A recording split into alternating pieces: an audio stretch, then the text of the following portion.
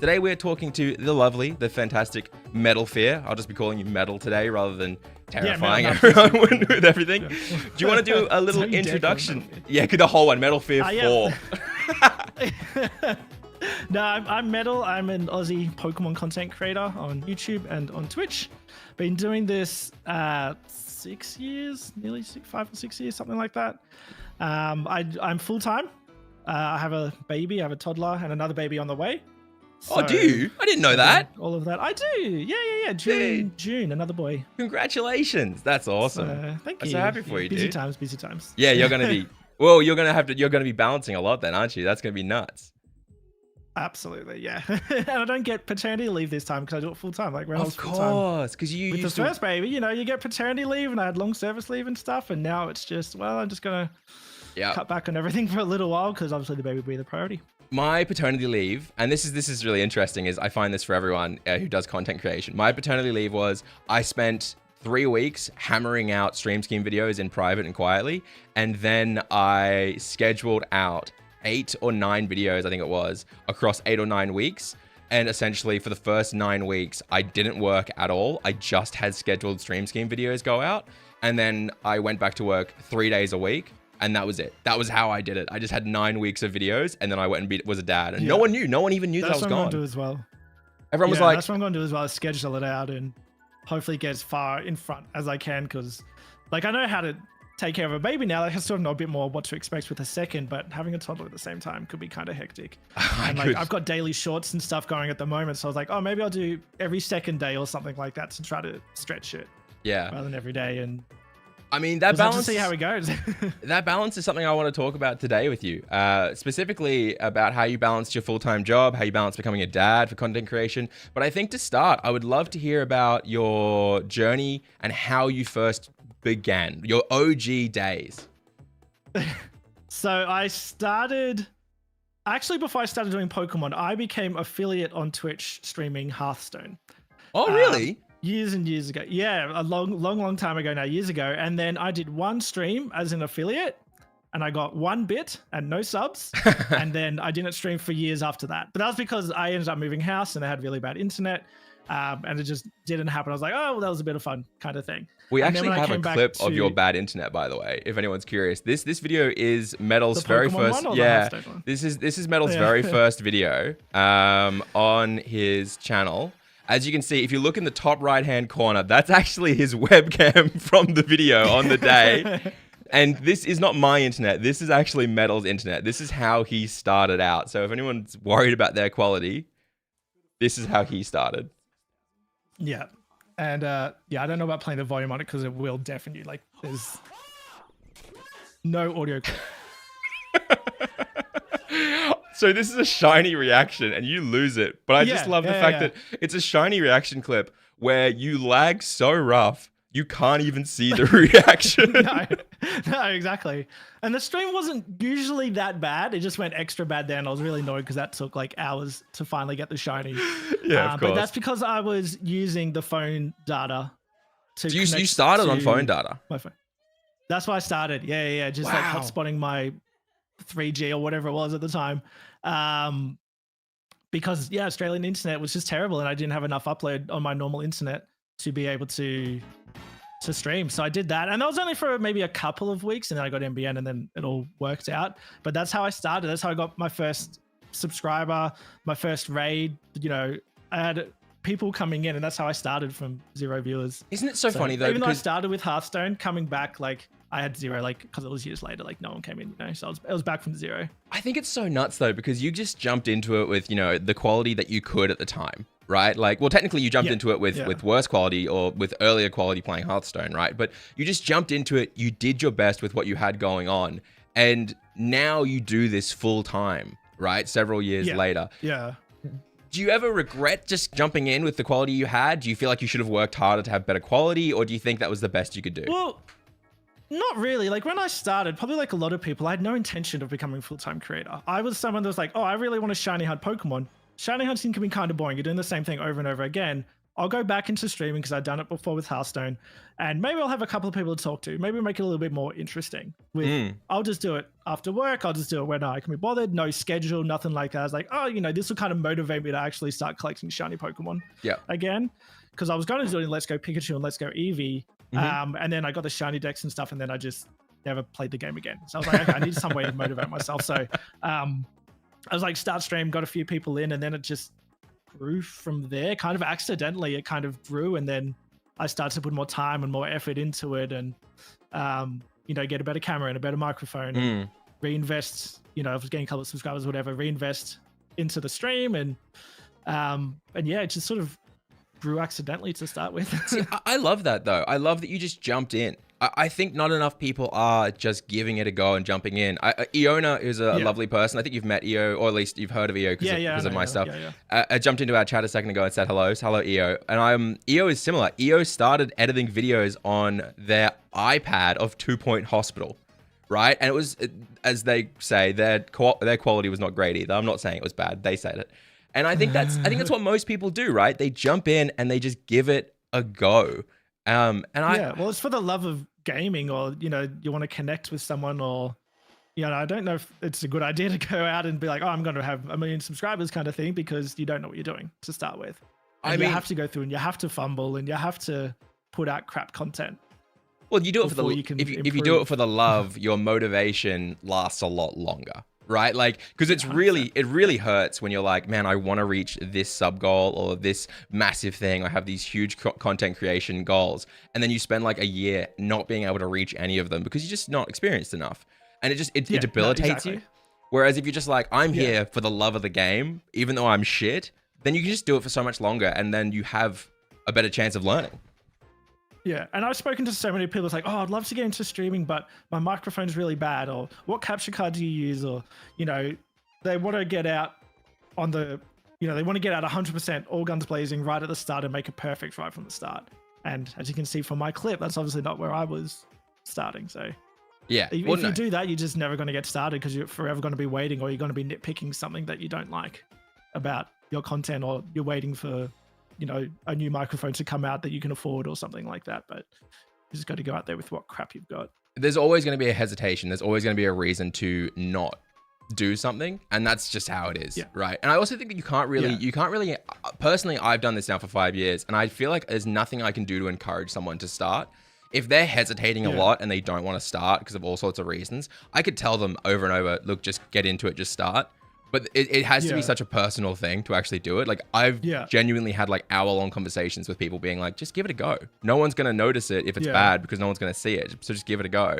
And they'll be like, there's a lot of nerves around it as well. Like, talking to an audience, or like, everyone hates public speaking. So you have those feelings of like, oh, I'm talking, there's people watching me.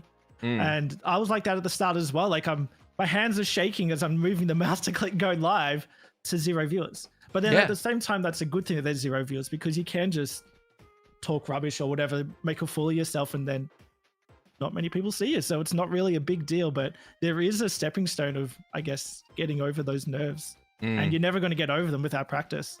Yeah, of course. As cliche as that sounds. I mean, something that Iona taught me was that your viewership on your stream is so fleeting anyway. Right? Like, I haven't really streamed in 2 years. Like, I only started again this last couple of weeks doing these chats with people. And it's one of those things where I think when I was a full-time streamer 2-3 years ago, I was sitting like 110 average just on Twitch. And that was really important to me. When I fell below that, I would get really stressed really quickly. And these days, I'm going live on Twitch and YouTube. And let's say like right now, I think I've got 30 on each, right? And that's like, okay, 60. If I had 60 viewers 2-3 years ago, I would probably have a panic attack. Like, genuinely, I'd be exactly. I'd be freaking out. But because the goal these days is just to chat to people, have the VOD up. I've got 2 YouTube channels that are bringing in, like 1 million views each. So why would I stress over the live stream? It should just be for fun. Which I think is something that's helped me a lot, is taking the pressure away from the streaming aspect and being like, this is just a little way for me to engage and reward myself, which is the hobbyist aspect. When it becomes a job, it becomes difficult. Yeah, 100%. And I kind of see it that way as well. Like, I'm trying to mentally see streaming as a bit more relaxing, which is probably not a good way to do it, but for me, my job I think is more so YouTube now, making those videos, and I try to be professional in everything that I do for that. And I come on stream just to shiny hunt and shoot the shit, you know. So I mean, it's not necessarily the best thing, but I think for my mental health and all that stuff, it's so much better to enjoy streaming. You don't want to be like, oh god, I got to stream now. I mean, you're talking to the guy who took 2 years break, right? Like, I get it. I really do get it. I think focusing on YouTube is so much better. And I'd love to look at your YouTube though, right? Because I think a lot of people talk about how you need to just be doing the best quality shit ever on YouTube, just straight up out of the gate. You really were just uploading clips. Sometimes you tried thumbnails, sometimes you didn't. They didn't really do well, but you kind of kept chugging away at it. You kept trying. Can you talk me through a bit about your early YouTube kind of, I don't know, goals or mentality or where you're at? Yeah. I was one of those people that was like getting into streaming and getting to a couple of viewers on Twitch. And then you hear the classic advice is like, oh, if you want to grow on Twitch, you got to do YouTube and you got to do all these other platforms. So I was like, oh, okay, I'll do YouTube. This was before TikTok. And I was like, oh, okay, I'll do YouTube. I'll just put up some of my clips and see what happens. And they got a couple of views, and I can see them scrolling through now. Yes, they got a couple of views and they did okay, but you know, a lot of the views were just from my Twitch viewers anyway. Right, yeah. Like there was no growth. And then going into it, eventually I started doing some tutorial kind of content because so we can see some of it here. Primary school teacher. Yeah. So I'm still qualified primary school teacher. So I love education, and I feel I have a way that can explain stuff simply. Like I'm educating 5 and 6 and 7-year-olds. Surely I can help a YouTube audience get their goal on Pokemon. And something that I noticed was if I was to look up a guide video for something I wanted, something that should take 30 seconds, and everyone's got 10-15 minute guides out there. So if you have like a lot of my guide videos are within minutes. And then the most common comment you'd get was like, oh my god, you got straight to the point.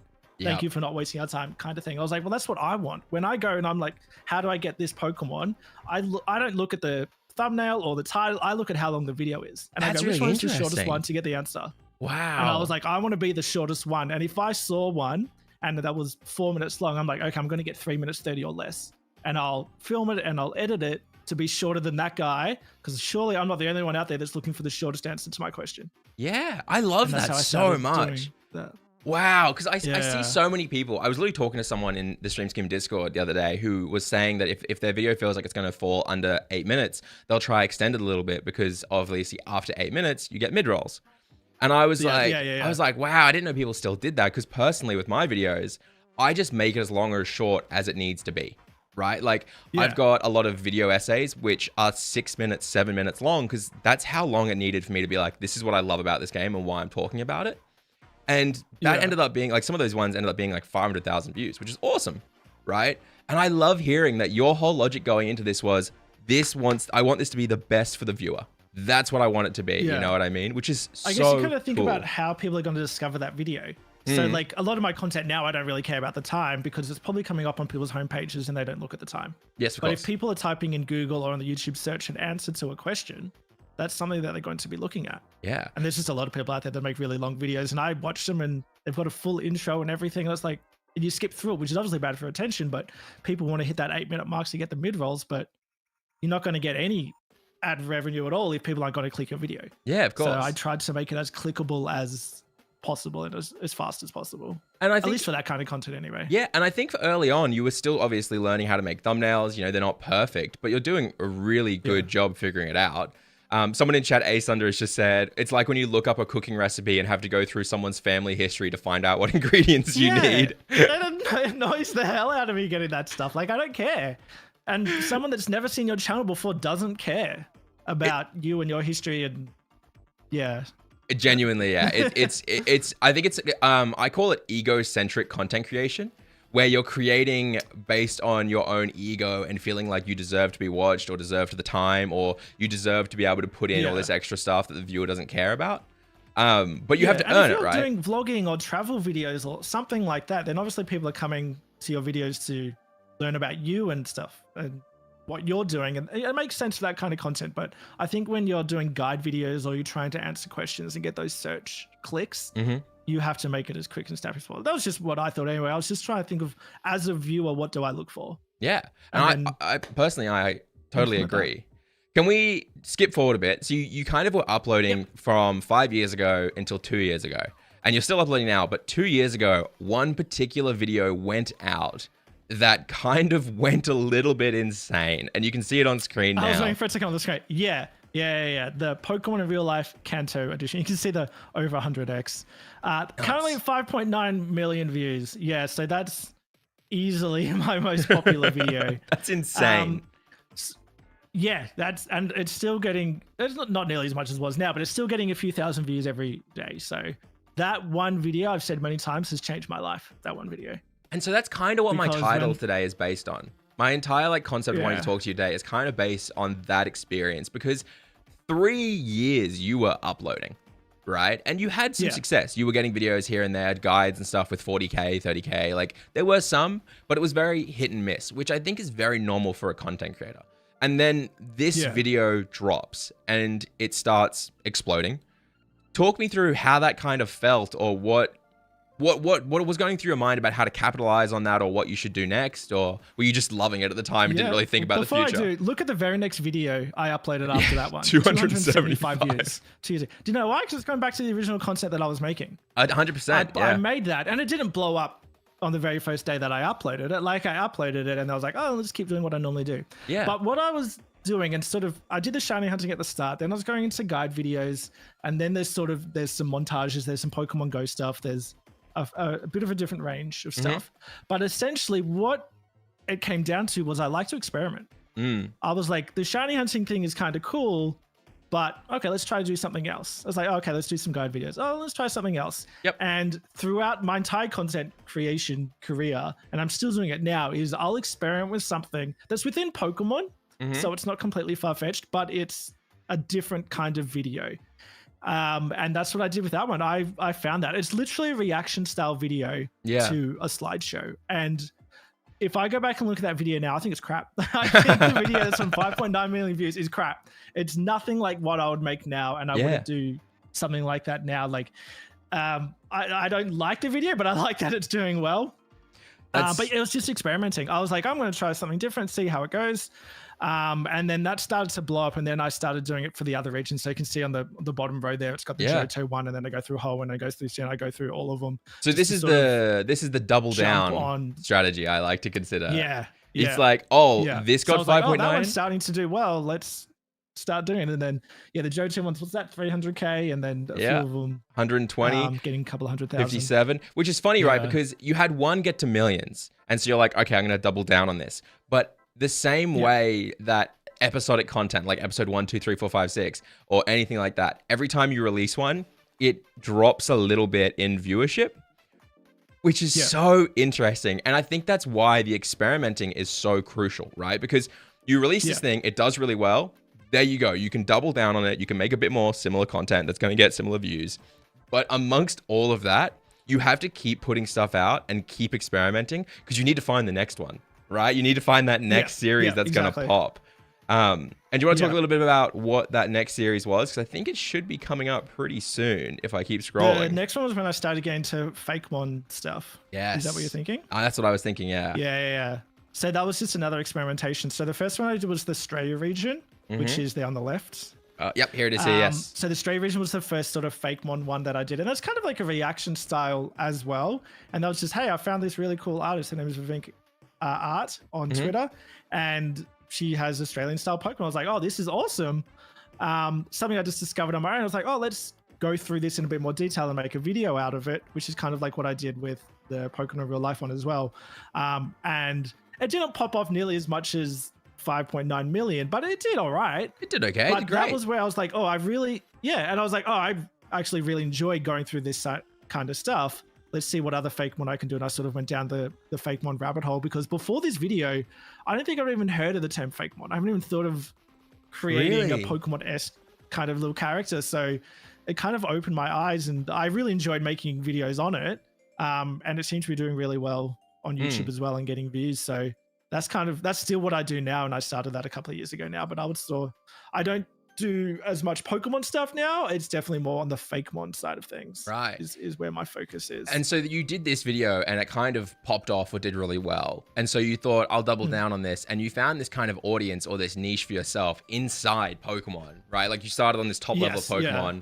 Then you did the Pokemon in real life. While that series was kind of burning through and doing a really good job, you brought this in, and then that shifted over to doing this type of content much more frequently.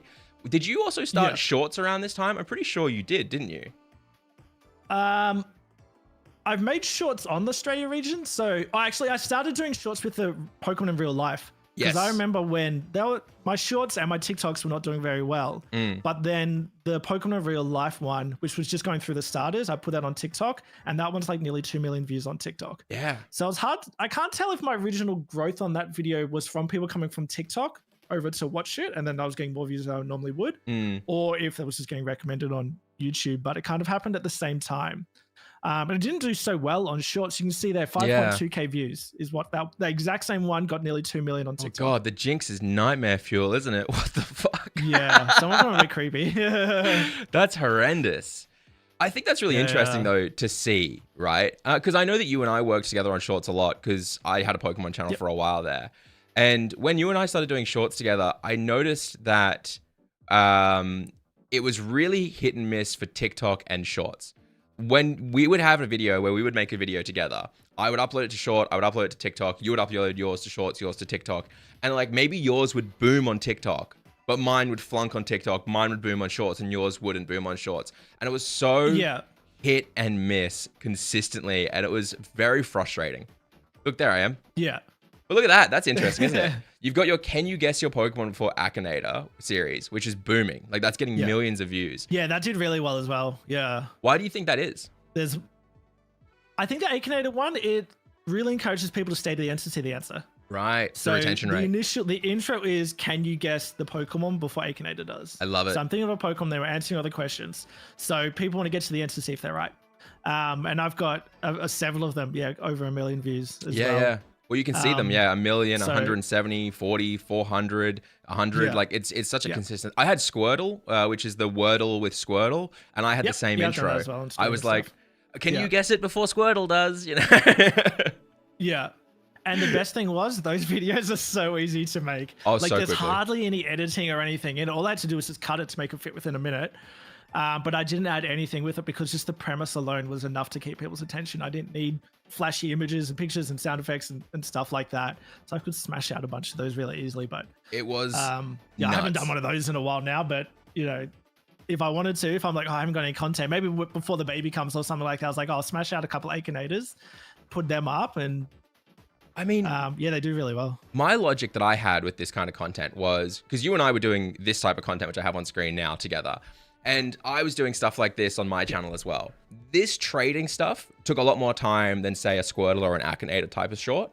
But my logic was this is like quality, like this was like really quality content and I needed time to get those out. So I instead had the Akinator style or the Squirtle style or other style of content to fill out my roster on shorts and not really like, so I wasn't so stressed all the time.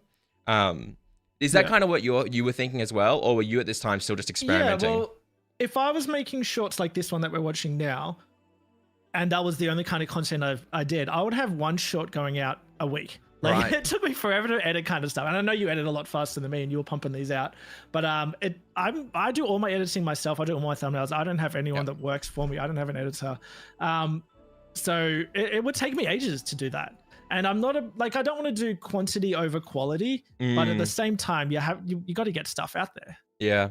So I try to find a middle ground. And I think there's a charm in simplicity with a lot of things as well. Like my thumbnails, for example, are not overly crazy, but sometimes that gets the message across quickly, which is what you want if people are scrolling through their homepage or whatever like that. If you've got something that's too complex. And I personally don't like those like overdone ones. Like you think of a Mr. Beast thumbnail. Oh yeah, I hate those. It's not a picture of him on it. It's it's just like Instagram filter over filter, or it's they're almost not like bad, it's an right? To clarify, like it's like they obviously work. Don't like that look. Yeah.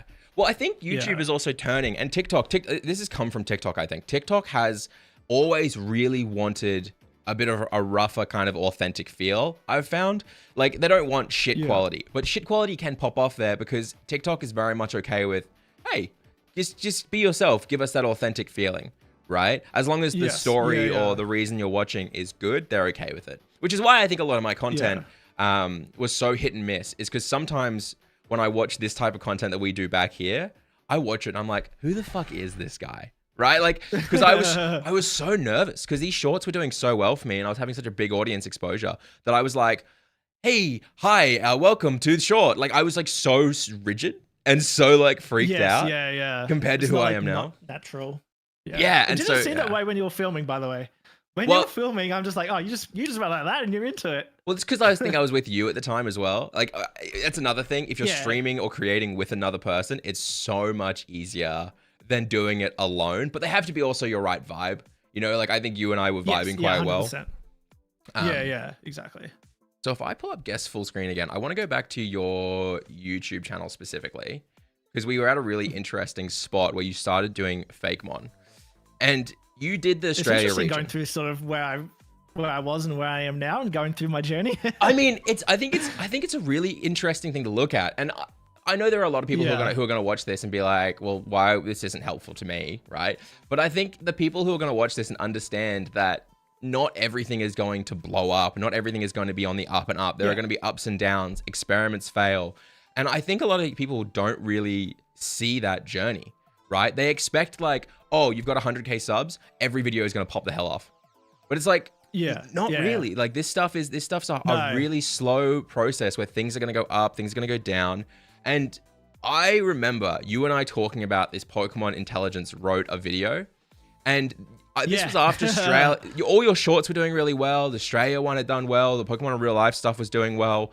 And I remember looking at this and like, the issue was that you were doing something completely new and you didn't know how to package that or experiment with that properly. And I think that is kind of awesome. I know it's scary. People think, oh, this didn't do well. It's whatever.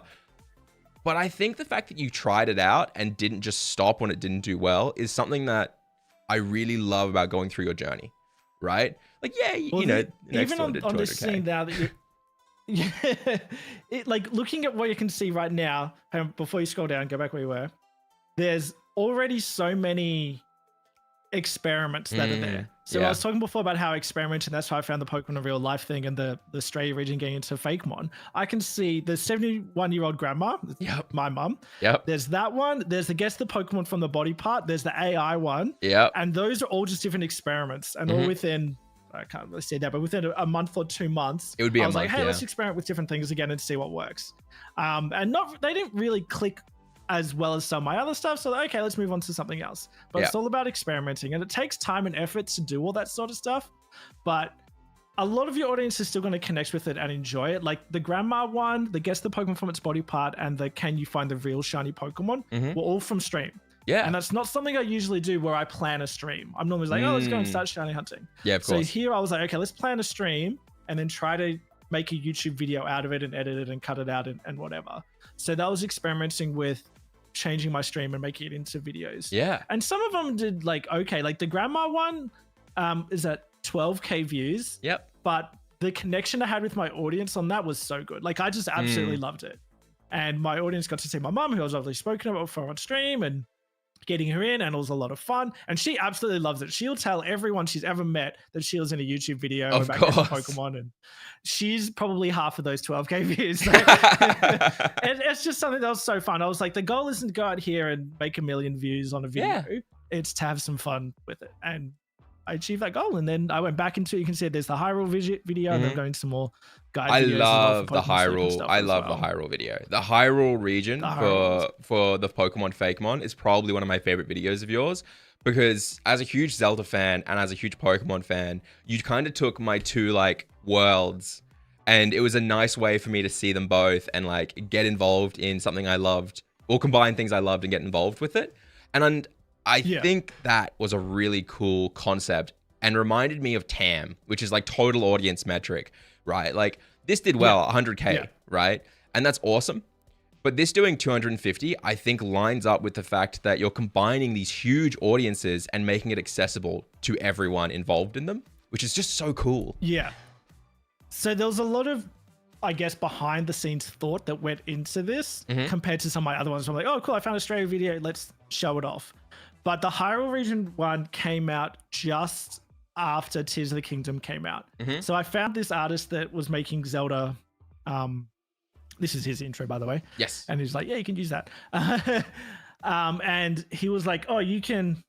I was like, I'll make this video on the Hyrule region, knowing that Tears of the Kingdom is coming out soon. So we'll wait a month or so until that comes out, and I'll sort of ride the hype of Tears of the Kingdom coming out. Right. And essentially he said, merge the two audiences together. If you like Pokemon, you might be interested. If you don't like Pokemon, but you like Zelda, you might be interested in this as well. And then the shorts for this is what really blew it up. So yes, I broke down this video into shorts, and they all have between 100 and probably 300k views each. You're looking for it now? yeah, I'm pulling it up for you. It's okay.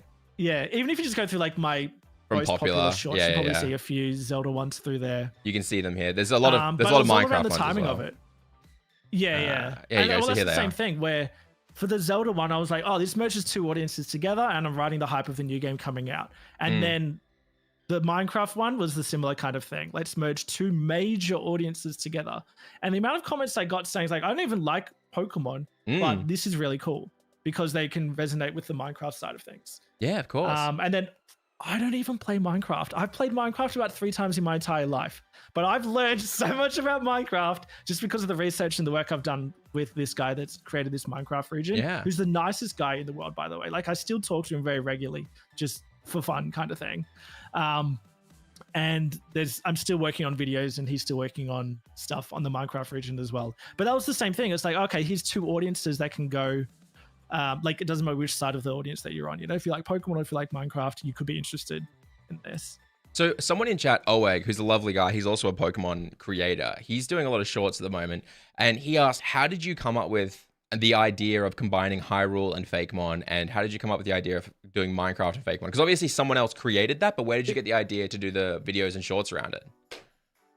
I've just spent a lot of time, I guess, doing general research on Fakemon. So I spent a lot of time on Instagram and DeviantArt and Google and stuff like that, trying to find artists for different things. So like, I've made an Australian region video. I've made 2 of them actually. So I don't want to do an Australian one. Maybe I'll start Googling Italy Fakemon or Japanese or Chinese Fakemon, or other ones like that, trying to find some different ideas. And I think it was just random Instagram browsing. I found Deku, which is the grass starter based on Deku Scrub. That's the final evolution for it there. And I saw that and I was like, holy shit, that looks insane. Yeah. And that's still one of my favorites of the whole region. And then I just got lost in his Instagram, and then timed it all up after that. So I wasn't specifically looking for it. Like, I didn't necessarily come up with that idea. The artist obviously came up with it. Yeah. But I was just looking on a broad scale. I was like, I'll just look up Fakemon. Yeah. And then you go from there and you sort of go down a bit of a rabbit hole. Like, sometimes I'm looking for specific stuff. Like, I think even the Minecraft one might have been a specific one. I think I was like, oh, what's a big audience like the Zelda one? And I was looking up Minecraft, and then I found it from there. And at the time, the artist had like maybe 2,000 followers on Instagram.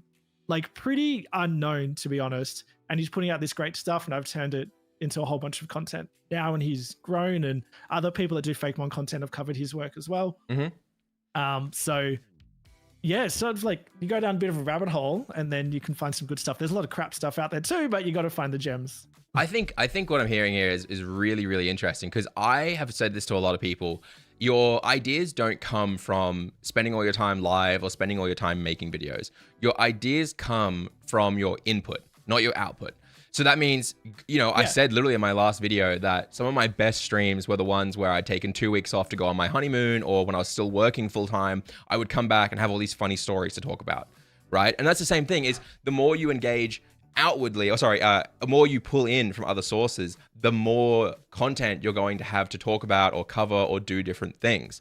And one of the things for me is people go, where do you find these indie games that you make videos about? And I'm so like hard. It's like so difficult to be like, give an answer, because reality is I just see them because I love indie, right? Like I'm playing them every day. I'm looking at them every day. When you're immersed in the type of content you want to make and you've got a lot of input, you kind of feel like you have a lot to output. which sounds really And that's gross the when I say it out loud.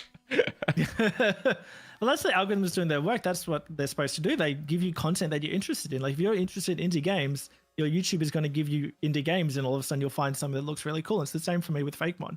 My YouTube stuff, my Instagram recommendations, they're recommending me Fakemon artists that I haven't seen before. Yeah. So that's there. If you're looking for it, then it pops up sometimes. I want to just quickly shout out 2 chat messages. We don't normally talk to chat too much in these, but I am reading today.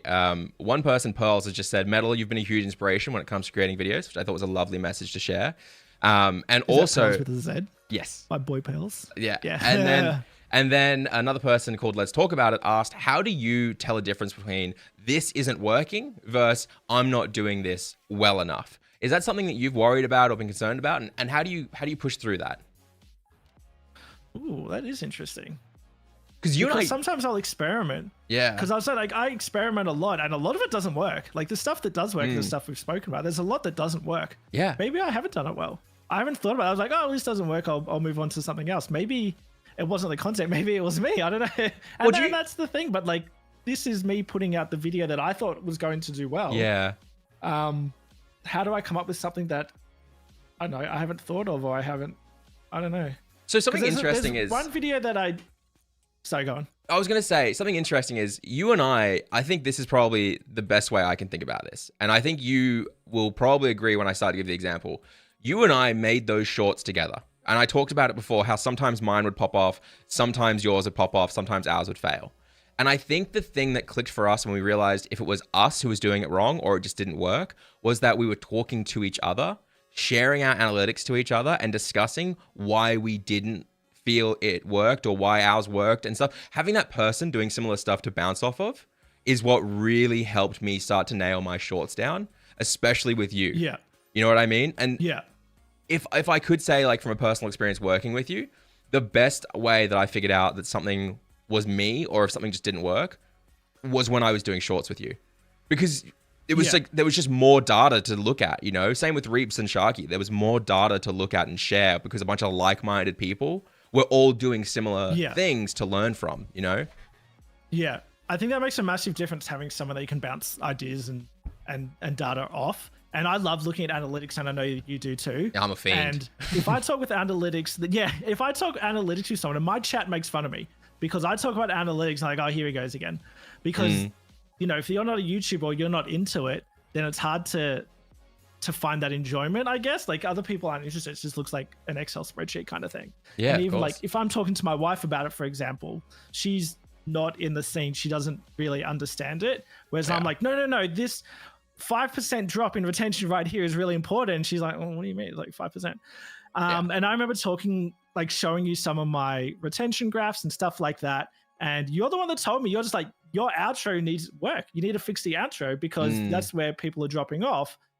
And we rejigged it, and then all of a sudden my outros aren't dropping off anymore. Like, you know what I mean? Like, having someone else look at it, and at the time I was like, oh my God, it's so obvious. Like, why am I doing that? You can't see for yourself, you just though, need can someone you? else that looks at it. Yeah, it's nearly impossible. It's hard to do that on your own. But that's pretty much everyone with shorts. Everyone with shorts, if you look at their graphs, everyone who's struggling with it, you look at their graphs, and their graph for like retention will be like really high at the start because obviously people drop into it and it's instantly started. And then if it's the intro that's the problem, it'll tank right there. And then if it's the outro that's the problem, it'll tank there. And essentially you just want that flat line. That's all you want, is the flat line. You don't want people to leave at the start. You don't want people to leave at the end. You just want them to keep on going through. Yeah. And another thing that I didn't even look at until you started talking about it was the amount of people that swiped within the first 3 seconds or whatever it is, or the amount of people that watched. I was like, oh, that doesn't mean anything. And then you're like, well, that's showing you, you know, the intro. And if that's not very high, then that's where you need to work on the intro. Yeah, the bounce rate. And I've spoken to other people about that as well, and people have come to me like, oh, how come I'm not getting any views?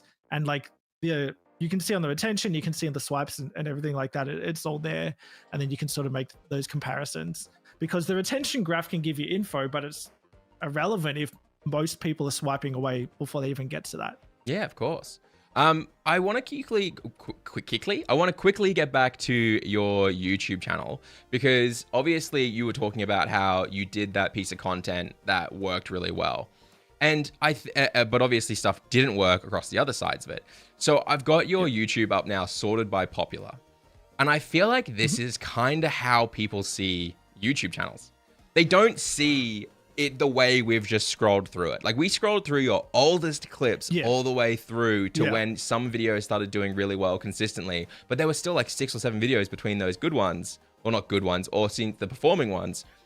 But they kind of instead they see it like this. You know what I mean? They go, wow, this guy's got 5.9, doing well. 500K, 300K. And it's because they don't have the ability to step back and go, okay, there's a lot going on here. Not all of it hits, but look at the consistency. That's what's important, right? And I want to bring this because someone in chat asked about some big tips for new creators. And then obviously we have a question in our run sheet today that I want to ask you about. What do you feel is like important to growing in 2025? Do you feel like one of the biggest strengths of your channel and your content is just that you kind of kept going, you kept pushing? Yeah, I think so. I think it's obviously if you have 1 or 2 videos and they do poorly and then you give up, like you're never going to find something that does well. But then, yeah, the experimenting. If something's not working, whether you're not enjoying it or if it's not performing, then you can try something else that's still obviously within the niche. Like I haven't strayed from the Pokemon niche. Like I'm doing different things within Pokemon, but you know, it's still experimenting within there. And there's one video which we haven't seen yet, but it has about 3K views, and I still think it's the best video I've ever made. Right. And it was more of like an essay style video, which was different to what I normally do, and it just did absolutely crap. But I still think it's the best video that I've ever made. And if you don't experiment, then you're not going to be able to find something that works, like the Pokemon in Real Life one or the Fakemon stuff. And not only is the Fakemon stuff like performing a lot better, that one there, the first real Pokemon with the primate. I kind of figured it was going to be that one. I've ever made. Yeah, this is your favorite? I think it's the one I've definitely spent the most time on. Right. It's one that I've enjoyed going back and watching myself multiple times, but it just didn't perform. And it is what it is. Like sometimes some videos just don't do well. I don't know. Do you and feel like I've made 10 different thumbnails and I've tried lots of different ways to sort of promote it, I guess, and nothing I can do will keep it alive. Have you ever considered trying to remake with similar concepts or similar ideas Pokemon Facts? Or do you think maybe just Pokemon Facts are so like like everyone has videos on Pokemon Facts that it's just hard? I've done facts in short form content, but that's more so just because I've enjoyed doing it. Yes. So I was like, oh, here's something fun that I can do, and didn't take too long. And yeah, I did enjoy doing some Pokemon Facts for shorts, but for long form, like after I did that one hurt, to be honest. Really? I was like, I put so much time and effort into it and it's done nothing. I was like, oh, I'll just go back to doing what I normally do, kind of thing. Like that was just one of those things. I was like, I don't think I could go through that again. Mentally, physically, emotionally. Like, yeah, I had that recently. Yeah, that one hurt. I think that's the only video I've ever made that actually hurt, that it didn't do well. Like I've had heaps of videos that don't do well. It's like, oh, okay, we'll learn from it. And that was when I was like, I don't want to learn from it. I just want to. I want to forget that it ever happened. I mean, yeah, pretty much. I thought I was past the point of a failure of a video hurting me, because I've obviously been doing YouTube now for 5 years, and 5 years under the Eljay and Stream Scheme branding. I've had several channels that have absolutely flunked and failed over the years. I think most people do, but I thought I was past the point where I felt like shit when a video underperformed or a stream underperformed and stuff like that. But there have been ideas that I've done that I was so excited to do and thought was so good that I released and just fucking failed so badly. Yeah. And a really good that's example. What happened with that video. Like I thought I was onto a winner. I was like, this is the best video ever. Like everyone's going to enjoy it.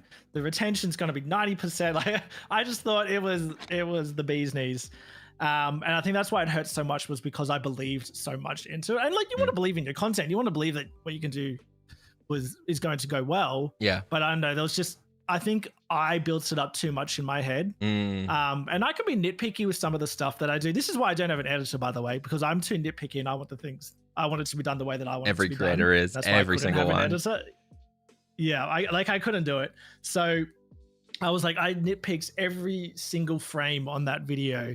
So probably to my own detriment. And then I yeah, I just put too much time and effort, but also too much belief into it. Like a lot of the other ones where I'm experimenting, I was like, oh, maybe I'll do one, maybe what? I don't know, who cares, kind of thing. But this one was, this one is going to do well. Yeah.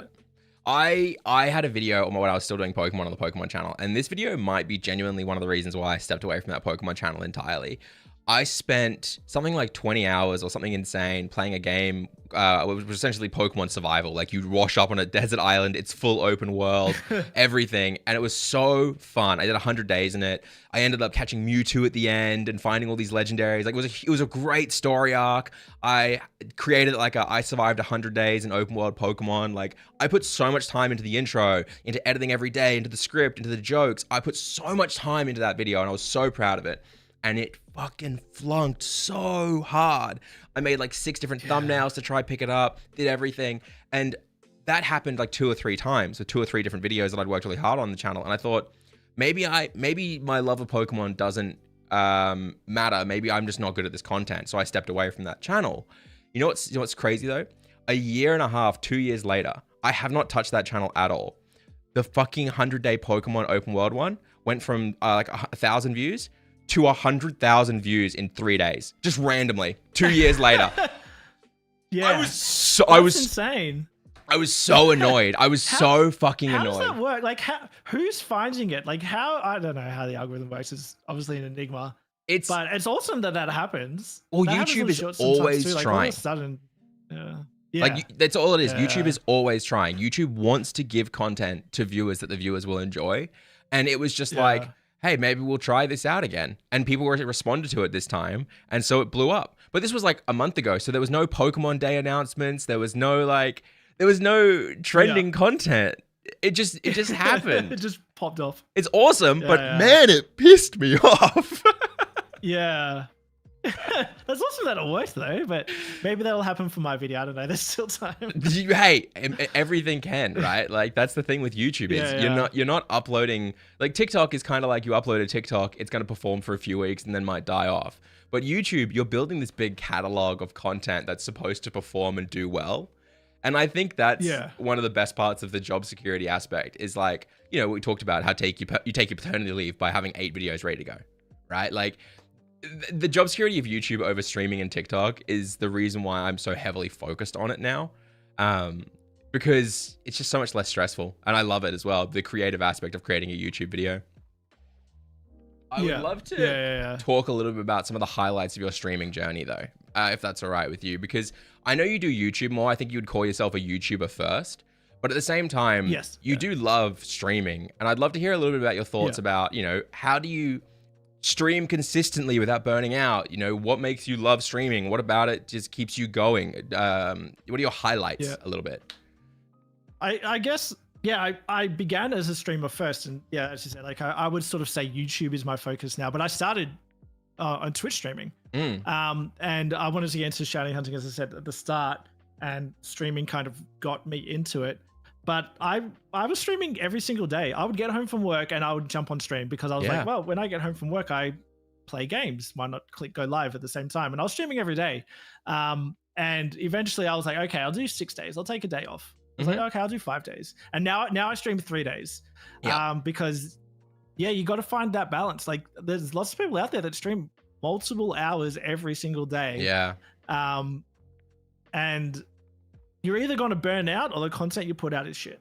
Like, especially if you don't have resources. You be at the top of your game every single day for 8 hours. Like, it just, you know what I mean? So you got to sort of find that balance. And I think for me as well, because YouTube is my priority, like if I'm streaming all day, then I'm not editing my YouTube videos. So I got to put the time in where I can and where I think is the most beneficial for me and my content, but also to find that balance of, like, if I was editing all day and I wasn't doing any live streams, then I feel I wouldn't have that connection to my audience, or I would get over it and I'd be like, oh, I just want to play Pokemon kind of thing.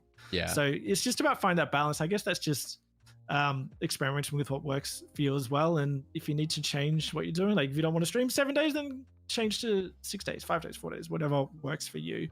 And at the time when I started, I had a full-time job. So I was hardly doing YouTube at the start. I was just coming home and I was streaming, but then obviously priorities changed and we got into YouTube. And then now, obviously being a dad, that's my first priority. Like people in my stream would know that last week, 2 weeks ago, I was streaming. I was live for an hour and I checked my phone and my wife says SOS, exclamation mark, exclamation mark, exclamation mark. And normally my son's asleep when I start streaming. I'm like, oh shit, I'll be back, guys. Go upstairs and he's sick in his entire cot. It's all over my wife. It's all over his, you know what I mean? Yeah. And then I was like, oh, okay, get all that cleaned up. Come back 10, 15 minutes later. Okay, we're good. We're back. We're streaming again. 10 minutes later, she texts me again. And I was like, I just have to end stream. Yeah. So like, you know, when you're a dad, when you've got other commitments, stuff like that happens. And obviously my son is my priority over streaming, but stuff happens. It is what it is. And I think I had a really similar experience as a dad. I had a very similar experience, but it was a little bit of the opposite at the same time. I was recording a game that I edited into, like, it was called like Plucky Squire, and I was recording this Let's Play for it. Essentially, it was me cut down to a supercut. And I heard my baby monitor go off. And I was like, oh, that's weird. Small J normally doesn't really freak out at this time of night. This is a bit odd. And I went in and she was really, really upset. And I picked her up and I was like, whoa, you have had a huge blowout.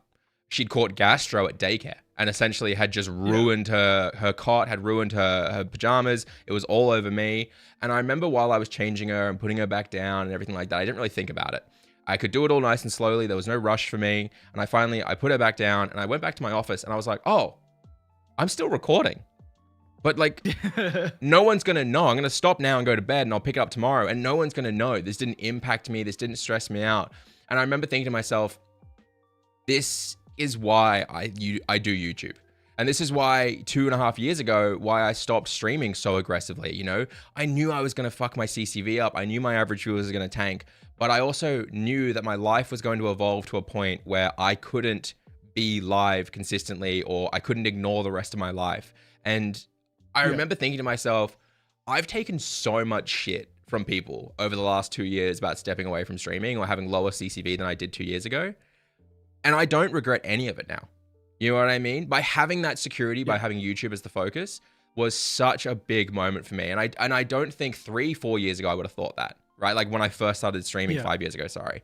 And yeah, I don't know. I that balance would have been impossible for me. And she says about to start streaming consistently again. I think because you've mentioned it, like watching your CCV and being worried about your average CCV and stuff. I think for me, one of the best things I did was not care about my CCV. Yeah. I'm one of those people that I'm not Twitch partner. I'm a Twitch affiliate, but I've applied for partner 4 times and got denied those 4 times. And that was one of the worst moments in my life. Not because I got denied, but the stress that put on me for 4 months and even leading up to getting close to that as well was the worst. I absolutely hate it. And looking back on it now, like I was like, I don't want to be partner. Like I don't want to be at that stage again because it was so stressful.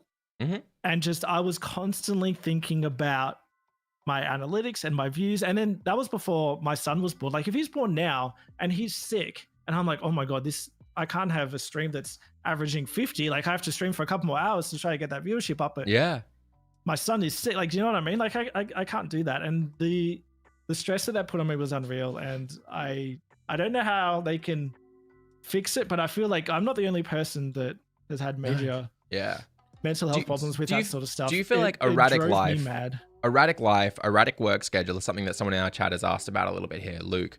Do you feel like the only real solution to growing as a streamer or being a content creator consistently with an erratic schedule for work or an erratic schedule for family and stuff like that is just to focus on YouTube and TikTok rather than focusing on stream? Is that really the only solution? Yeah.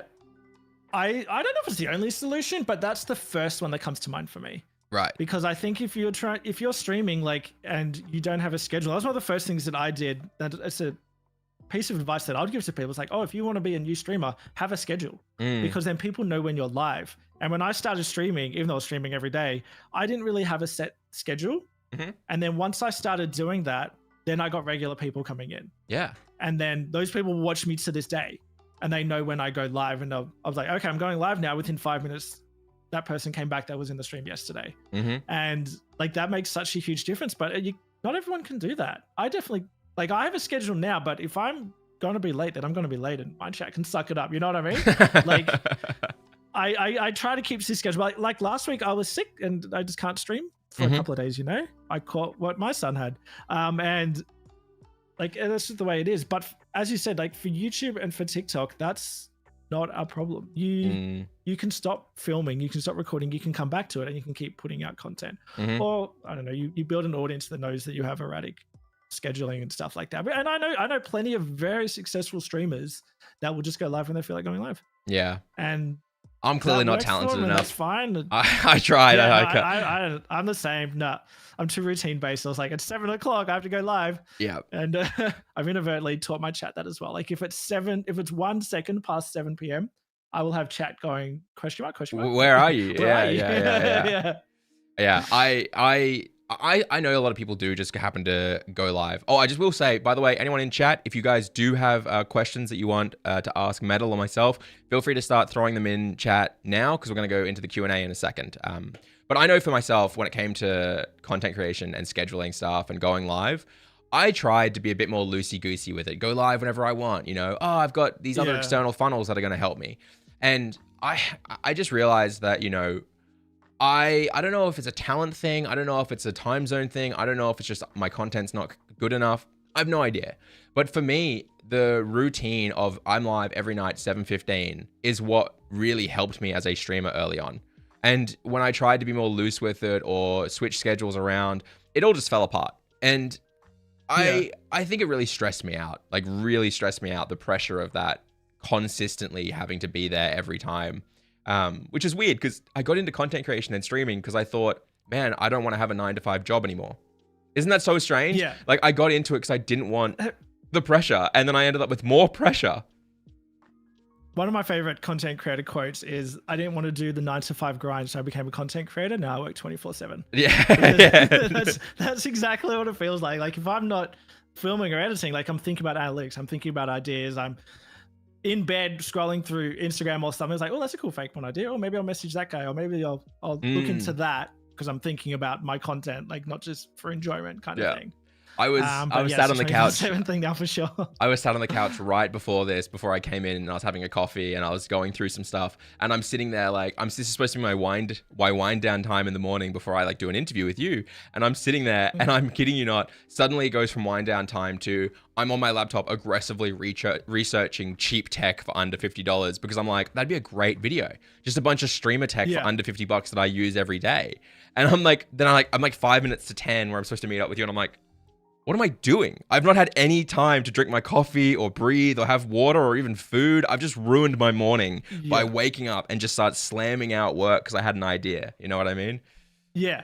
Yeah. And when you have an idea, like I feel you just got to run with it. I have sort of 1 day a week off where there's no streaming, there's no editing, there's nothing. And on that day, I feel guilty. I'm like, what am I doing? I'm just sitting here playing games, like not doing anything. There could be something that I'm doing, which is not a good way to think about it. But at the same time, I don't mind it because I enjoy it. I enjoy looking up Fakemon stuff, or I enjoy researching different things like that. And I won't edit on my days off, but there's still a lot of background stuff that I'll do. That's just because I enjoy it. And I think that's what makes a massive difference with content creation. I think you can tell the creators that don't enjoy what they're doing. I mean, to be honest, like sometimes I'll go into a stream, I was like, oh, let's have a look through some smaller streamers and see what they're up to. They look like they're in pain. Like they're just sitting there, you know what I mean? And they've been live for 15 hours kind of thing. And they're just, and I was like, I mean, I was there, right? Like I had to step away from streaming because at the end I was so like, I talked about this. I've talked about this probably every episode of this podcast now, because it's every Friday. Hey, and I feel like it's like when I stepped away, right near the end there before I stepped away, I was genuinely like having panic attacks midstream. Like if chat went too quiet, or if my CCV was low, or if it just wasn't, something was slightly off, I was like, literally my anxiety was peaking because I already have an anxiety condition, and I'm sat there like trying to make jokes and crack laughs and do all these things. And I'm literally, my heart is palpitating. I'm sweating. I can't listen to what's going on in the games, or I can barely read chat. And I was like, what the fuck am I doing? I was like, why? That's what I was like during the partner push stuff. That's what I was feeling like. It's like, oh, all of a sudden you're watching the viewer number and it's like 80 and then it goes 78 and you're like, oh shit, I have to do something. Like I just lost 2 people. Whereas at the start of my journey and where I am now in my journey, like it is what it is. Like it's sort of just people go in and out, and you don't stress about it that much. And I think it's made such a big difference. But it's really hard to do, especially if you're starting out. Like every single viewer really matters if you're going for an affiliate, you know, and it's hard. There's a lot that I think people don't see. Like the amount of people that I'll talk to that just in my real life, they'll tell I do YouTube and do streaming and stuff like that. It's like, oh, cool, you get paid to play games. And I was like, that's not how it works. Yes. It's a really common thing. Yeah. And I find some Oeg, who's again Pokemon creator, has asked, what's the way to get over the numbers thing? And I think you and I have agreed and said several times today, it really is just not making your stream first, being a YouTuber or a content creator first, and having the stream as a reward. You know, that's really all I could say. The numbers thing, otherwise, has always been a stressful situation for me. The only way was to not treat streaming like it was important, which sucks, right? Because you kind of want, like you kind of want it as this is how I can connect with my audience now, and I see it more as the building relationships, building friendships, connecting with the audience kind of thing. Yeah, not trying to grow it. And you know, maybe that's why I'm not Twitch partner, because I've shifted my focus, but I'd rather put my time and my effort and my focus into something like YouTube. Yeah, at the moment. I mean, I think that's fine, right? Like at the same time, because Twitch partner doesn't give you anything anymore. I think there's an idea that Twitch partner is a goal you need, but the reality is, like, I'm Twitch partner and I don't feel like it gives me any value outside of just having a partner badge. So when I talk in chats, some people read my messages more.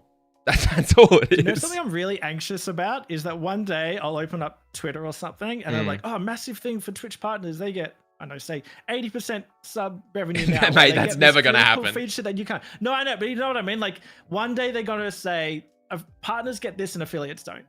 And it's like, didn't they announce like some profile thing for sponsorships and stuff that's coming, that's open to partners now, but it's coming to affiliates in a affiliates get it March 11th. Yeah. But like, that's what you want for partners. But for me, I'm like, oh my God, I could have had that. If I just pushed that a little bit harder, I could be there and I wouldn't have to worry about it.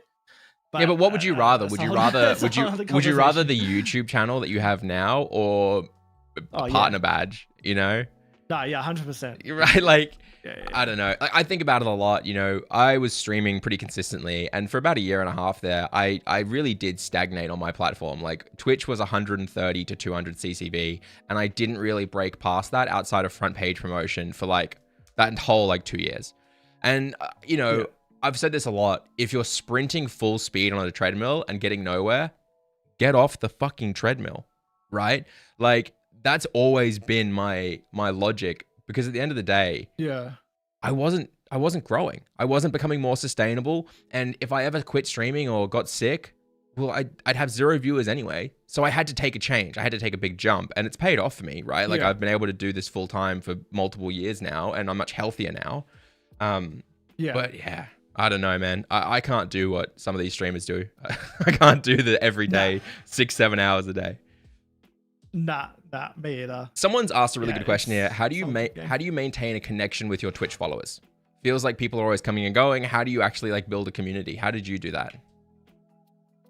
I think the scheduling made a big difference right at the start. There's a few members of my community that are still in there now that I remember from the start became some of those early regulars. Pearls, who was in the YouTube chat earlier, he's one of my first followers from when I started doing Pokemon stuff, and he's still here now.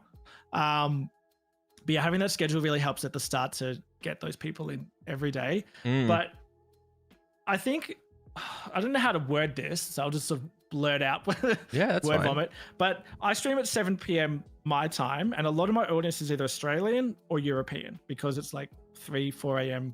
in America at that time. And I've gone live at 11 o'clock a.m. my time, and then all my European audience are asleep, and I get viewers who might be American, but I don't really know them very well, kind of thing. Like my core audience isn't there. They're either at work because they're Australian, or they're asleep because they're European. And I stopped doing that because I was like, I want my core audience back. And because my focus is YouTube, the streaming is really just to connect with those people. A lot of those people I would consider my friends. I've met them in real life. We've hung out. I want to hang out with them. I sort of just like, okay, I'll stick to this, and this is my core audience. But it really is just over time. Like, I've been streaming for years, and those people have been coming in for years. Like at the start, it's, I guess, hard to build those really long connections, and people like will still come into my stream now that I've never seen before, and then I will never see them again. But then people, I don't know, people start to become regulars. They start to come in. That's sort of, if I'm live at 7 p.m. and that's the time they're having their morning coffee in England or something like that, then they'll sit down and they'll watch for half an hour. Like, do you know what I mean? It's part of my routine. It's part of their routine as well sometimes. So I think that really is how it worked for me as well. But also, I think COVID helped probably both of us a lot in that regard, because people were stuck inside looking for that connection. 100%. Whereas, at the end of the day, these days, it's much more difficult for someone to grow that little community feeling, because there's so much digital noise and so much stuff happening in life, Like, I personally, I don't think I would stream at all anymore if it wasn't for the fact that I was doing these interviews and the VOD would be on YouTube. You know what I mean? Yeah. Like, this is really all I'm doing, because I feel like it's just so much better to just do this live, have a chat, and then have it sit on its own little place over on the YouTube channel so people can share with it. There's no... Otherwise, there's like, I don't get the community feeling outside of Discord. I'd love the community feeling back. I mean, that's why I'm hoping that when I start going live at nights again soon, properly, like consistently, I hope the community feeling comes back. But I'm also aware of the fact that without that consistency, maybe 6 months to a year before I actually find that feeling again. But Twitch is definitely the place to find that community feeling, I think. Yeah, I agree. I've heard the question before. It's like, do you find more community from YouTube or from Twitch? And I've seen people say that they have more community through YouTube, and people that comment on every single video. They just watch their videos, but they comment on all of them, and they have some kind of community aspect there. But I know, I definitely think it's on Twitch where you get to have that back and forth with them, and it's in real time. And I've said it a lot, and I've said it in several videos. I've said it in several streams and interviews these last couple of weeks since I started this. YouTube, I've never been as lonely as I did when I was just doing YouTube. Like, I was just in my office, just by myself, uploading videos every once a week, and it just became to the point where I was like, who do I talk to people? Do I have a life? Do I have friends? What's going on? I've been like that as well since working full time. So, because that's why I'm home by myself right now. My wife's at work, my son's at daycare, and it was the same thing. I was like, I don't have colleagues that I talk to anymore, whereas I've had that for many, many years, and there's always people to talk to, and you've got your friends and stuff like that, but it's not every day. So that's why then when I go to stream and I'm talking to my community there, then I feel like I have that social aspect again, because it can be like that. You feel like you're a hermit and you're shut in. Well, you're just in a dark cave editing YouTube videos. Literally, I think also one of the problems I've had is that I'm also very reserved. Like, I don't like getting involved in the wider streaming community, and I think that when I first started, I did, but then I had a few really negative experiences, and I was like, I'm just not going to do this anymore. I'm not going to risk this. I don't want to do this. I'm not going to get involved, and that was even worse, and one of the things that's really interesting is it took me months, Metal. When I was doing content, I wanted to reach out and do those shorts with you and do a bunch of collabs with you. It took me months to build up the courage to ask you, even though we were mates. I'm a scary guy, I understand. Well, yeah, you're terrifying. But it's so hard to connect and find those people to build your space with. You know what I mean? I get naturally, I'm a very introverted kind of person. And if you didn't reach out to me to do those shorts, then I was never going to reach out to you to do those shorts. You know what I mean? I don't do that kind of stuff. It's all just on my own. And I saw your tweet about doing this, and I was like, I'm going to go to old mate Eljay and do something, because otherwise it is all on your own. And well, that's the whole reason I wanted to do this as well. I feel like this is a really good way to connect with both viewers and also have creators share an experience, and then connect with the creator myself, and just kind of hear how people are doing. And the throughput that's really interesting is every person I've spoken to so far has either talked about the loneliness of content creation, or has talked about how streaming is so much stress and pressure, and YouTube has pretty much saved them. Exactly. I'm worried that this is going to become beating a dead horse at a certain point of me being like, so what do you love? What do you hate? And people go, I love streaming, but I can't do it full time. I have to do YouTube. I'm so lonely. I'm a homebody anyway, so I don't mind being at home and doing my thing. like through COVID, like being shut in, I was like, oh, it doesn't really change anything anyway. It's something I liked. I enjoy being at home, and it's where I'm comfortable. Yeah. So it doesn't really affect me like that much, but sometimes it's like, oh, you know what? Maybe I need to talk to people some more. Well, especially I just think it's important in this creation. We got a bit off tangent there because someone was asking about how you connect with Twitch followers, which I think is really connected into community as well. Like, how do you find community in the grand scheme of things? I've had a few other people ask comments on the posts I've made throughout the week as well. Someone asked, how intensive or over the top do you feel OBS has to be for your streams and content creation? Is it like an insane setup, or do you think the minimal works? I'd love to hear your thoughts. I think you can do whatever you want to do, which is a shit answer. But what I mean is, like, as I said earlier, on the YouTube side of things, like, I like that simplistic approach. Yeah. Like, if you've got a game and a webcam, like, that's all you need. Like, right? Yeah. But then there's also a lot of entertainment in people doing crazy stuff with all these effects and sound effects and stuff like that. But I think it kind of depends. If you're a brand new streamer and you don't have something to keep people's attention and you've got no one to talk to and it's tricky, you almost need something to stand out, because there's millions of people that do this now. And I don't know if that's a good answer or not. But if I like to just scroll through the Pokemon channel or other gaming channels and try to find some small viewers, because I like being able to interact with a streamer. Mm-hmm. And I said to you before we started, I was like, there's only one big streamer that I watch. Yeah. But I generally don't go to the big streamers, because I go to Twitch because I want to interact with somebody. And, you know, if you go to a stream and they're boring to watch, then you're going to leave, right? So you either want not even boring to watch, interact with your attention, or something that can keep your attention. Yeah, that interact with, you said, is like really interesting, because one thing that's really always stuck with me, and it's probably one of the reasons why I'm going to stop multi-streaming these interviews, is on YouTube people don't really care if I'm responding to chat, right? But on Twitch, if it's not really responsive or quick, you do notice it very quickly in terms of the CCV. Yeah. Like, I don't know what mine is now. I don't really want to know because I don't check while I'm live. But I can probably bet that YouTube would be double what I have on Twitch right now. And Twitch probably spiked at the start. And then when I didn't answer or respond to every message, it probably slowly tanked.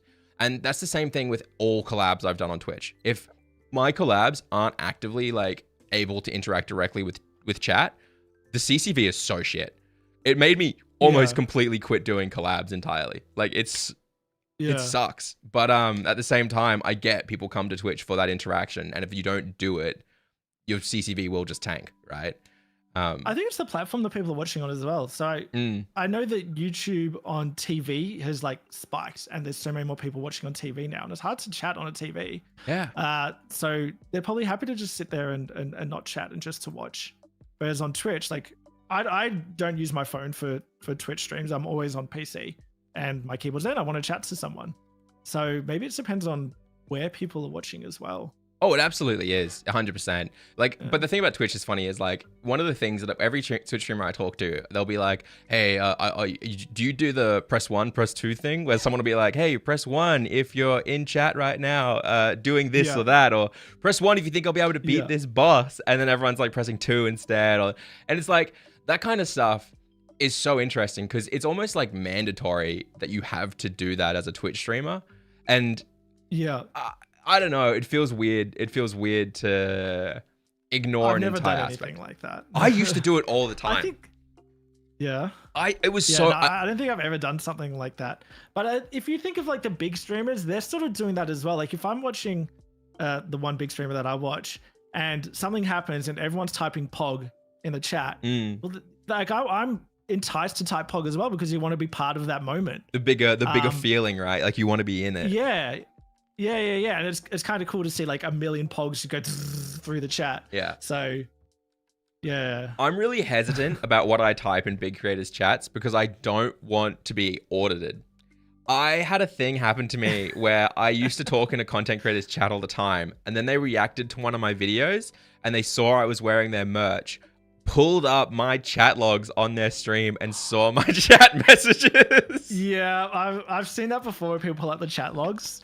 It's like, oh, they said something a little bit unhinged. Let's click on them in front of 10,000 people, and everyone's going to look at all the stuff that you've typed. And I'm there in chat desperately being like, no, that's out of context. You asked something. I remember it. Like, don't call me out like this, man. I'm not a freak. But at the same time, it's like... Chat logs don't lie. They don't know. Me typing terrible shit and then realizing him being like, yeah, why did you type this weird thing about like sucking white liquid out of a tree? I'm like, oh no, oh. You were playing Minecraft mods. No. Getting audited. Oh, it's such a bad feeling. But no, that hasn't happened to me yet.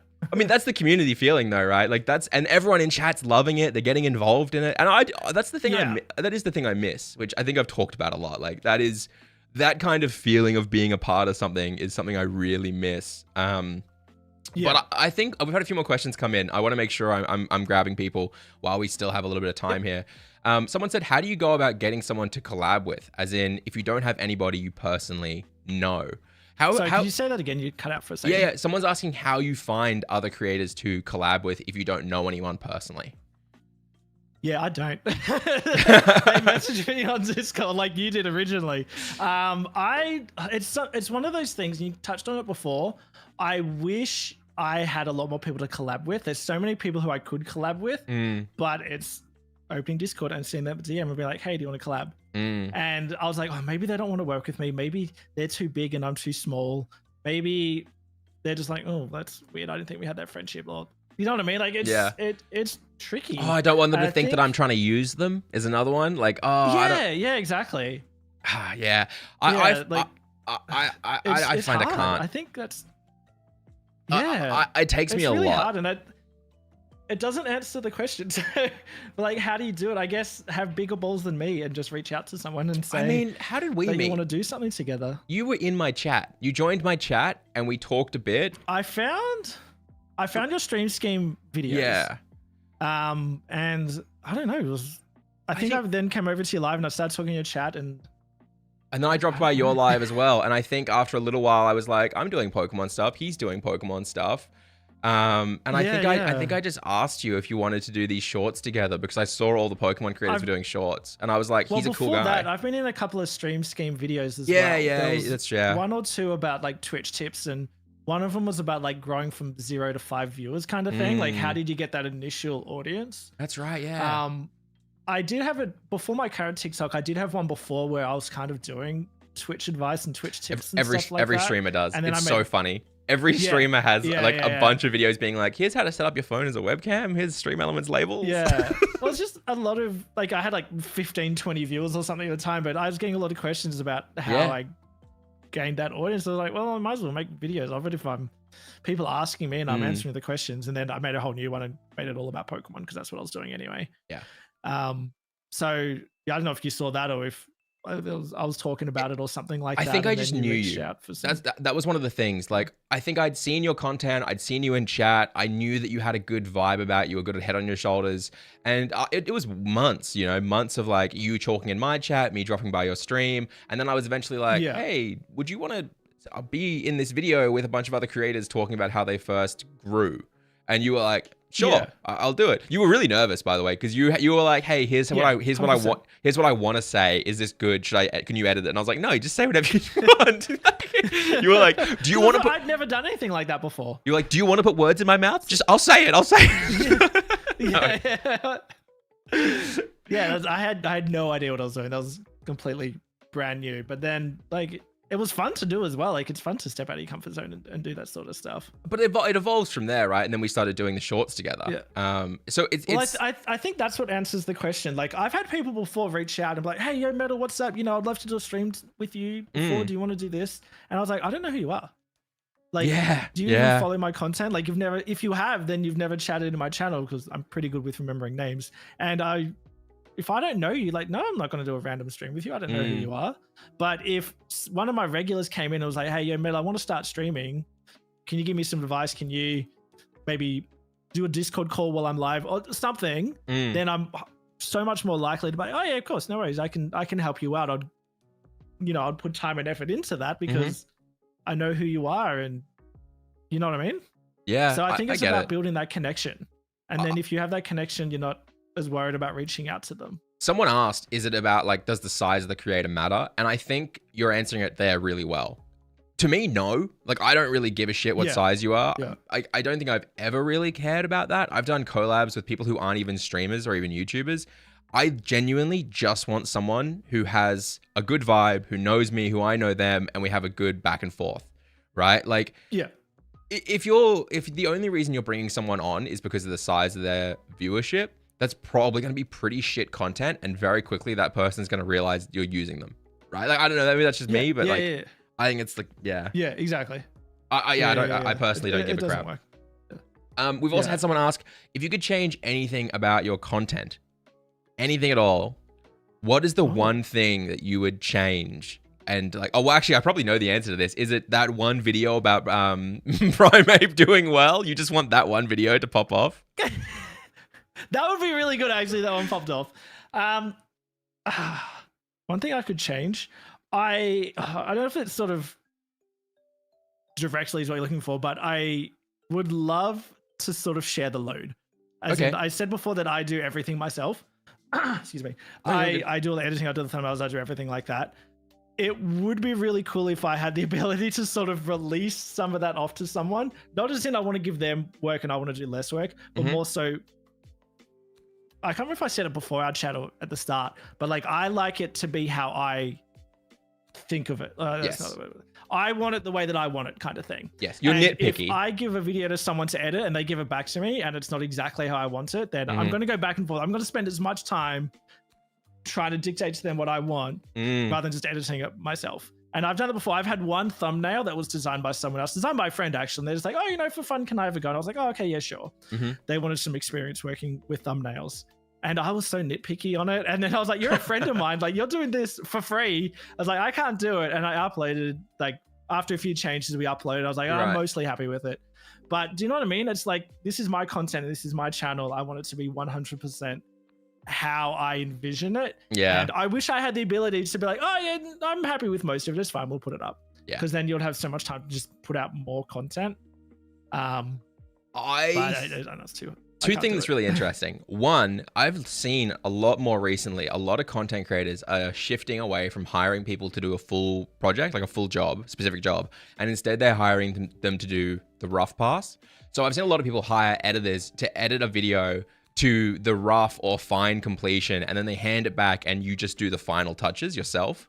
And I've seen a lot of people do that with thumbnails as well. They jump in, they do a little bit, and then they just, handle the last part themselves at the very end. And I think that's really interesting.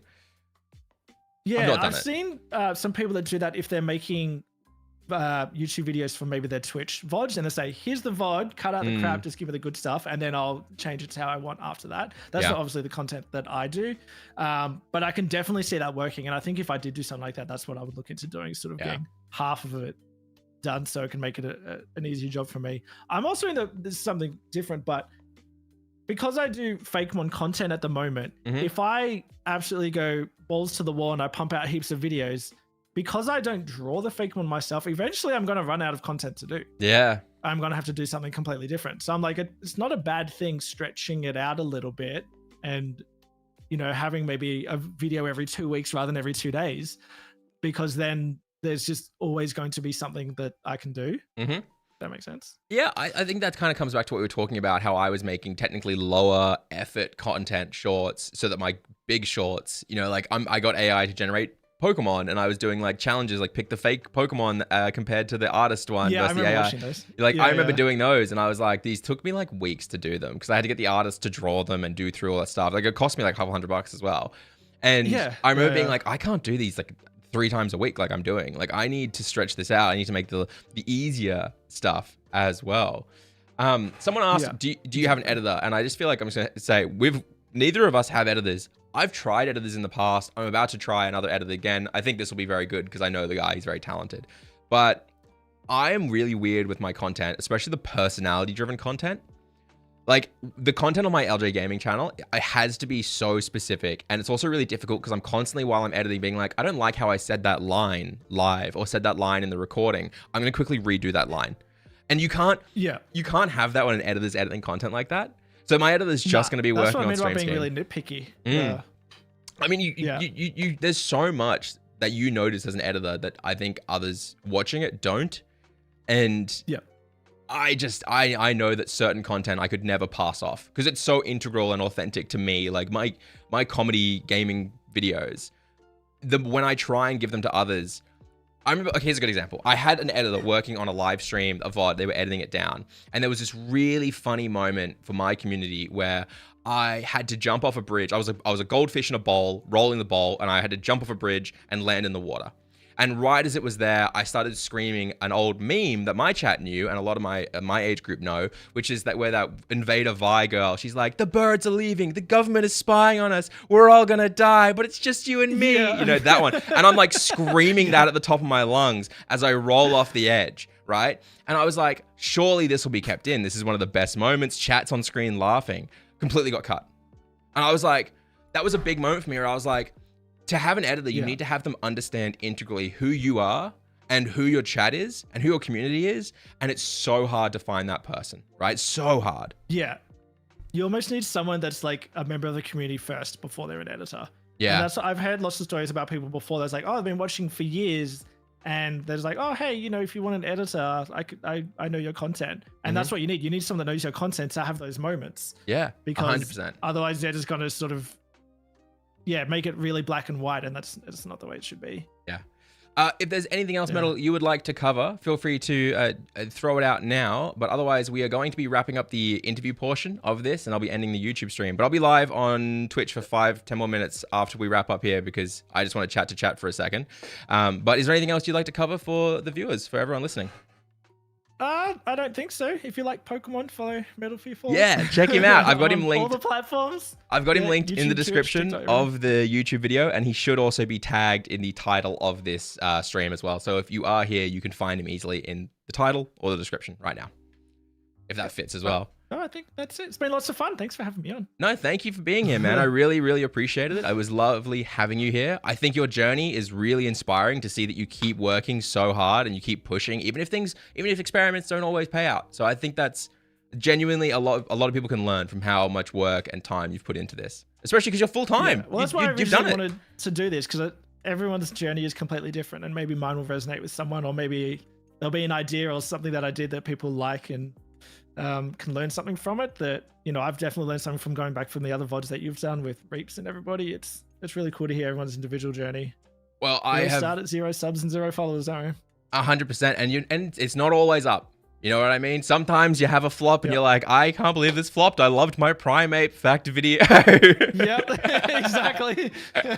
My baby. Well, I really appreciate your time today, man. I'm going to wrap up the YouTube live portion of this. Guys, if you want to keep chatting about streaming, feel free to click the Twitch link that is in the description of the VOD. We're still going to be live on Twitch for a little bit. But Metal, thank you so much for dropping by, man. I will see you in the Discords, and we'll chat a bit about content, I'm sure. No worries. Thanks for having me. That's right, mate. Have a good one. Bye, everyone. Bye-bye. All right. I need to drop the call here. Thank you so much, Metal. I really appreciate it. Gang, if you are listening right now, can you let me know, how did you find that? Press 1 in chat if you thought that was valuable. Press 2 in chat if there's things you'd want